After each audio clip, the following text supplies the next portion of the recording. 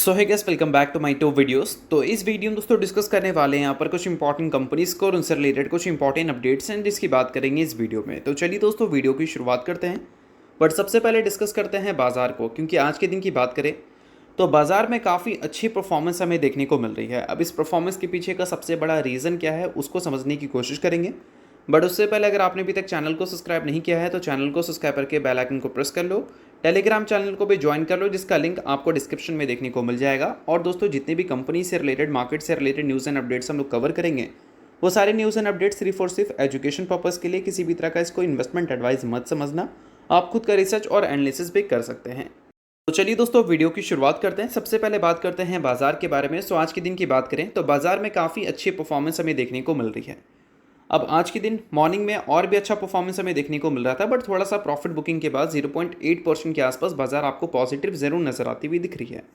अगर पिछले एक महीने की बात करें तो बाजार में काफ़ी ज़्यादा आपको वॉलेटिलिटी देखने को मिला है। अब इसके पीछे का सबसे बड़ा रीज़न आप सभी को पता है, इजराइल और ईरान ही है। इन दोनों के बीच में जो कॉन्फ्लिक्ट हमें देखने को मिला था उस वजह से सिर्फ स्टॉक मार्केट ही नहीं, अगर हम कमोडिटी मार्केट की बात करें तो वहाँ पर भी काफ़ी ज़्यादा वॉलेटिलिटी आपको देखने को मिल रही थी।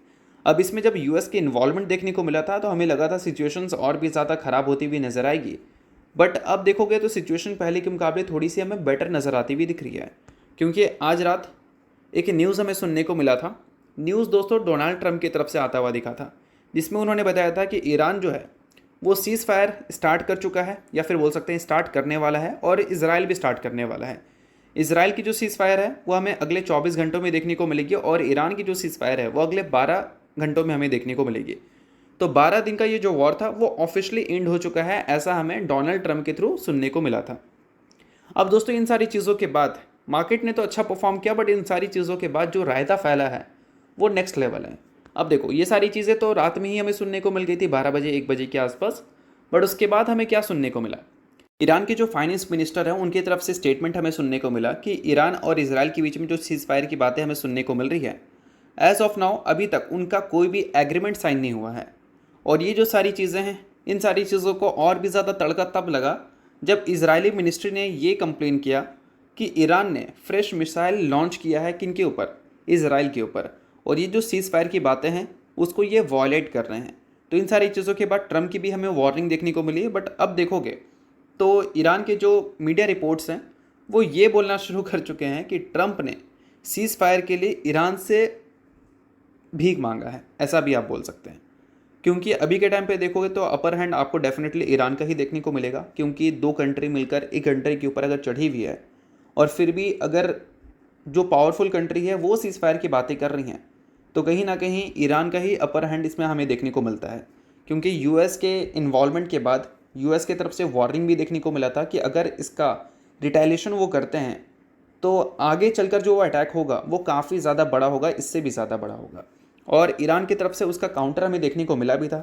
इजराइल के हॉस्पिटल, एयरपोर्ट्स में उन्होंने काफ़ी हेवी स्ट्राइक्स की, और कल के दिन हमें न्यूज़ भी सुनने को मिला था कि कतर के जो यूएस मिलिट्री बेस हैं वहाँ पर ईरान की अटैक्स हमें देखने को मिली थी। तो देखोगे तो इतने सारी चीज़ों होने के बाद भी ट्रंप की तरफ से ये स्टेटमेंट जो सुनने को मिला है, इससे कहीं ना कहीं एक तरह से अपर हैंड जो है वो ईरान को ही मिलता है। बट अल्टीमेटली अपर हैंड मिले या लोअर हैंड मिले, अगर सिचुएशंस काबू हो गई हैं, वॉर जैसी सिचुएशंस अगर ख़त्म हो गई हैं, तो इससे सभी के लिए फ़ायदे का सौदा है। चाहे ईरान का हो, यूएस का हो, या फिर इजराइल का हो, या फिर हम इंडिया की बात बोलें, या चाइना या फिर रशिया की बात करें। क्योंकि ये सारी चीज़ों की वजह से ग्लोबल टेंशन्स बढ़ती है, ट्रेड्स में डिस्टर्बेंस आती है, और इससे अल्टीमेटली इन्फ्लेशन और जीडीपी ग्रोथ में आपको स्लो डाउन देखने को मिलता है। तो ये सारी चीज़ें आपको सुनने को ज़रूर मिल रही है, बट अल्टीमेटली देखोगे तो फ़ायदे का सौदा सभी के लिए है। बट फाइनल कंक्लूजन दोस्तों यहाँ पर ये निकल के आ रहा है कि ईरान जो है वो पूरी तरह से अब कन्फर्म कर चुका है कि इजराइल के साथ उनका सीज़ फायर हो चुका है। मतलब बोल सकते हैं कि अब कोई भी चीज़ें ऐसी हमें देखने को नहीं मिलेगी जो कि वॉर से रिलेटेड होंगी। तो देखो पहले के मुकाबले सिचुएशन बेटर हो गई है, इस वजह से अभी के टाइम पे बाजार की परफॉर्मेंस अभी थोड़ी हमें बेटर देखने को मिल रही है। सो अब दोस्तों वीडियो में आगे बढ़ने से पहले बात कर लेते हैं मेरे टेलीग्राम चैनल के बारे में, जिसका लिंक आपको डिस्क्रिप्शन में देखने को मिल जाएगा। लिंक के थ्रू जाकर चैनल को ज्वाइन कर लो, काफ़ी सारी अपडेट्स आपको यहाँ पर भी मिलेंगी। बट नोट करने वाली बात यहाँ पर यह है दोस्तों कि पिछले कुछ टाइम में सेबी के रेगुलेशंस की वजह से मिशन मार्केट ने सेबी रजिस्टर्ड रिसर्च एनालिस्ट के साथ टाइप किया है। इनका नाम है मिस्टर कुलदीप सिंह। उनका आप रजिस्ट्रेशन नंबर भी यहाँ पर चेकआउट कर सकते हैं। फिलहाल मेरे टेलीग्राम चैनल को वो हैंडल करते हैं। अगर आपको मार्केट से रिलेटेड अपडेट्स लेनी है, मार्केट को सीखनी है, कॉल्स लेनी है, तो उन सारी चीज़ों को लेकर आप मेरे टेलीग्राम चैनल पे ज्वाइन कर सकते हैं। काफ़ी सारे कॉल्स एंड अपडेट्स आपको यहाँ पर फ्री ऑफ कॉस्ट मिलती हैं, जिसका 1 रुपये भी आपको देना नहीं होता, और उसकी परफॉर्मेंस भी आप देख सकते हो, काफ़ी अच्छा परफॉर्मेंस आपको देखने को मिलता भी है। तो अगर आपने अभी तक ज्वाइन नहीं किया है, लिंक आपको डिस्क्रिप्शन में दिख रहा होगा, लिंक के थ्रू जाकर चैनल को ज्वाइन कर लो। तो चलिए दोस्तों, बात करते हैं अब कुछ कंपनीज़ के बारे में, जिसमें पहली कंपनी का नाम है KPIT टेक्नोलॉजीज़ लिमिटेड। आज के दिन ये कंपनी आपको काफ़ी ज़्यादा फोकस में रहती हुई देखने को मिली थी। अब फोकस में रहने का सबसे बड़ा रीज़न है कंपनी की परफॉर्मेंस। आज के दिन पूरे मार्केट को देखोगे तो मार्केट का परफॉर्मेंस आपको कुछ डिफरेंट देखने को मिला था, और KPIT टेक्नोलॉजी का परफॉर्मेंस डिफरेंट देखने को मिला था।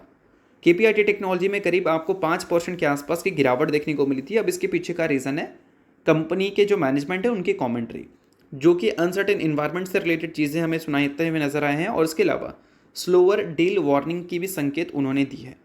अब इन सारी चीज़ों को थोड़ा डिटेल में समझेंगे, बट सबसे पहले बात कर लेते हैं कि मैनेजमेंट के तरफ से क्या क्या चीज़ें हमें सुनने को मिली है। तो देखो दोस्तों, KPIT टेक्नोलॉजी के जो बोर्ड है उन्होंने अप्रूवल दे दिया है 100% एक्विजिशंस का, किसका? केयरसॉफ्ट ग्लोबल इंजीनियरिंग सॉल्यूशन के बिजनेसेस का। अब ये जो एक्विजिशन हमें देखने को मिलेगा, इस एक्विजिशन से KPIT टेक्नोलॉजी को क्या फ़ायदा होगा वो भी मैं आपको समझा देता हूँ। अब देखो, KPIT टेक्नोलॉजी की बात करें पिछले 3-4 साल या 5 साल के बारे में, तो जितना भी कंपनी ने रेवेन्यू जनरेट किया उसका मैक्सिमम हिस्सा कंपनी ने पैसेंजर व्हीकल्स वाले सेगमेंट से जनरेट किया है, लगभग 70%, और बाकी का जो नंबर है वो कमर्शियल व्हीकल्स वाले सेगमेंट से आया है।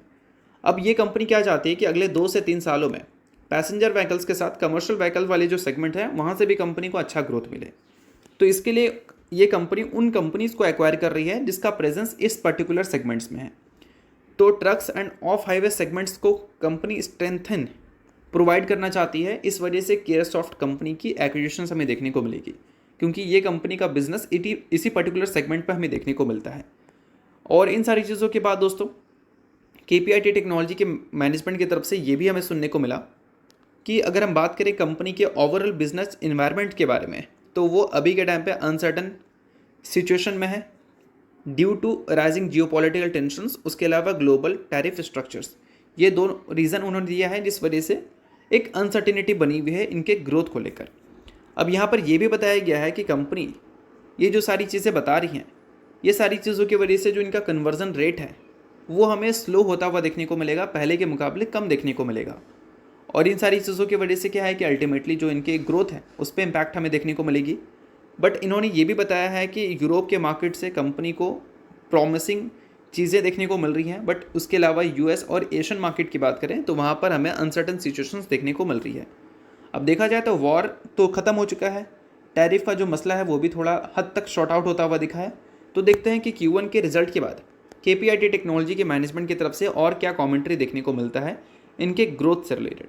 और इतनी सारी चीज़ों के बाद दोस्तों, ब्रोकरेज हाउस ने 2026 से लेकर 2028 तक की जो एस्टिमेट रखी थी इसके अर्निंग्स का, उसको 3 से 4% से कट भी किया है। तो इन्हीं सारी चीज़ों की वजह से आज के दिन परफॉर्मेंस आपको वीक देखने को मिला है KPIT टेक्नोलॉजी में। अब इसको आप ऐसे भी समझ सकते हैं, पिछले 3-4 या 5 सालों से कंसिस्टेंट कंपनी अपनी प्रॉफिट ग्रोथ CAGR 40% के ऊपर रिपोर्ट करती हुई दिख रही है। इन्वेस्टर्स की एक्सपेक्टेशन थी कि आगे चलकर भी ग्रोथ हमें ऐसे देखने को मिलेगी, तो वैल्यूएशंस हमें अच्छे देखने को मिलते थे। 90 के PE के आसपास ये कंपनी आपको ट्रेड करती हुई दिख रही थी। बट Q4 के रिजल्ट के बाद 2026 के फाइनेंशियल ईयर को लेकर कंपनी की तरफ से कोई गाइडेंस हमें देखने को नहीं मिला, अनसर्टिनिटी को देखते हुए। तो इस वजह से मैनेजमेंट एक चीज़ क्लियर कर दी कि अनसर्टिनिटी की वजह से कोई गाइडेंस हमारे पास है नहीं, तो आने वाले क्वार्टर्स के बाद हम कोई गाइडेंस दे सकते हैं। तो इन्वेस्टर्स थोड़े से कॉशियस नजर आए कंपनी के ग्रोथ को लेकर, और 90 के पीक के आसपास जो कंपनी ट्रेड करती थी वो अभी के टाइम पे 40 के पीक के आसपास ट्रेड करती हुई दिख रही है, क्योंकि कोई क्लैरिटी हमारे पास नहीं है। और कोई क्लैरिटी अगर नहीं रहती है तो वैल्यूएशंस आपको करेक्ट होता हुआ देखने को मिलता है, और वही पिछले कुछ टाइम में आपको KPIT टेक्नोलॉजी में देखने को मिली है। और आज के दिन वापस से वही सारी चीज़ें रिपीट हुई हैं, इस वजह से वापस से आपको वीक परफॉर्मेंस KPIT का आता हुआ दिखा है। अब दोस्तों, KPIT टेक्नोलॉजी के बाद बात करते हैं कोचिंग शिपयार्ड लिमिटेड के बारे में, क्योंकि इस कंपनी से रिलेटेड भी कुछ बड़ी खबर हमें देखने को मिल रही है। बड़ी खबर दोस्तों यहाँ पर यह है कि आज के दिन डिफेंस कंपनी के परफॉर्मेंस तो हमें वीक देखने को मिला था, क्योंकि सीज फायर की चीज़ें हमें सुनने को मिली, बट उसके बाद भी कोचिंग शिपयार्ड आपको फोकस में रहता हुआ देखने को मिला था, क्योंकि इनकी जो सब्सिडरी है उनको मिला है order luxury river cruise vessels को बनाने का। अब इस चीज़ को थोड़ा सा डिटेल में भी आप समझ सकते हैं। तो देखो, यहाँ पर मेंशन किया गया है share of coaching shipyard will be in focus on Tuesday. क्यों भाई? इनकी होली ऑन सब्सिडरी जिसके 100% स्टेक इनके पास है, नाम है हुगली कोचिंग शिपयार्ड लिमिटेड, यानी कि हुगली CSL आप इसको बोल सकते हैं। ये इसकी सब्सिडरी कंपनी का नाम है, जिसको मिला है 100 करोड़ से लेकर 250 करोड़ के आसपास का ऑर्डर। अब ये ऑर्डर दोस्तों है क्या, heritage river journey private limited की तरफ से ये ऑर्डर हमें आते हुआ देखने को मिला है। इसके बदले क्या है कि ये जो बोल सकते हैं दो जो है लग्जरी रिवर क्रूज वेसल्स के डिप्लॉयमेंट का काम करेगी, कहाँ पर, ब्रह्मपुत्र रिवर में। तो ओवरऑल जो है ये एक बड़ी खबर हम बोल सकते हैं इस कंपनी से रिलेटेड। बहुत बड़ी खबर तो नहीं बोल सकते हैं क्योंकि जितना बड़ा कंपनी का ऑर्डर बुक है उस हिसाब से अगर हम देखें तो 250 करोड़ का ऑर्डर कंपनी के ऑर्डर बुक में पूरी तरह से छुप जाएगा। तो बहुत बड़ी न्यूज़ तो हम इसको नहीं बोल सकते, बट हाँ ख़राब टाइम में अगर कोई ऑर्डर की न्यूज़ आ जाए तो बेशक हम उसको पॉजिटिव न्यूज़ कंसीडर कर सकते हैं, भले ही हम बहुत बड़ी पॉजिटिव न्यूज़ उसको ना बोलें। तो चलिए अब बात करते हैं अगली कंपनी के बारे में, जिसका नाम है CDSL यानी कि central depository services India limited. अब दोस्तों पिछले कुछ टाइम से मार्केट में जब अनसर्टिनिटी बना हुआ था तो उस वजह से CDSL जैसी कंपनीज में भी अनसर्टिनिटीज़ हमें देखने को मिली थी, बट अभी के टाइम पे थोड़ी सिचुएशन जो है वो बेटर होती हुई देखने को मिली है। ग्लोबल टेंशंस वाली जो सिचुएशंस थी वो थोड़ी सी कम होती हुई देखने को मिली है। तो इस वजह से हम उम्मीद कर सकते हैं कि स्टॉक मार्केट की जो परफॉर्मेंस है वो थोड़ा हमें रिकवर वाला देखने को मिले, और इस वजह से जो काफ़ी सारे लोग मार्केट के अनसर्टिनिटी को देखकर निकल रहे थे वो वापस से मार्केट में आए, और वापस अगर वो मार्केट में आते हैं तो जो भी कैपिटल मार्केट से जुड़ी कंपनी है, चाहे ब्रोकर हो, डिपॉजिटरी हो या फिर एक्सचेंज हो, उनको वो मुनाफा देते हुए नज़र आ सकते हैं। तो इन सारी चीज़ों पे थोड़ा सा ध्यान रखना। बिजनेस से रिलेटेड जो चीज़ें हैं वो मैं आपको समझा दे रहा हूँ, और बिज़नेस इनका तब अच्छा चलता है जब मार्केट अच्छा चलता है, और मार्केट अच्छा चल सकता है अगर जियोपॉलिटिकल टेंशन हमें बढ़ती हुई देखने को नहीं मिले और घटती हुई देखने को अगर मिले तो वो ज़्यादा सही रहेगा इन सारी कंपनीज़ के लिए। इसके अलावा दोस्तों बात करते हैं अगली कंपनी के बारे में, नाम है अशोक लेलैंड। रिसेंटली कंपनी ने अनाउंस किया कि 1:1 के रेशियो में ये बोनस देगी। अपने Q4 के रिजल्ट के साथ कंपनी ने ये न्यूज़ हमें दिया है। तो अगर आप एक शेयर इस कंपनी का ओन करते हैं तो बदले में कंपनी एक शेयर आपको एक्स्ट्रा देगी। सो अगर आप इस कंपनी के शेयर होल्डर हैं तो बेशक ये न्यूज़ आपके लिए इंपॉर्टेंट है, शेयर होल्डर नहीं है इग्नोर कर सकते हैं, न्यूज़ थी इस वजह से मैंने बता दिया, बाकी किसी भी तरह का ये रिकमेंडेशन नहीं है। तो चलिए दोस्तों ये वीडियो यहीं तक था, आपको करता हूँ वीडियो आपको अच्छा लगा, वीडियो लाइक कीजिए, पहली बार सब्सक्राइब कीजिए। वीडियो के लिए बहुत बहुत शुक्रिया।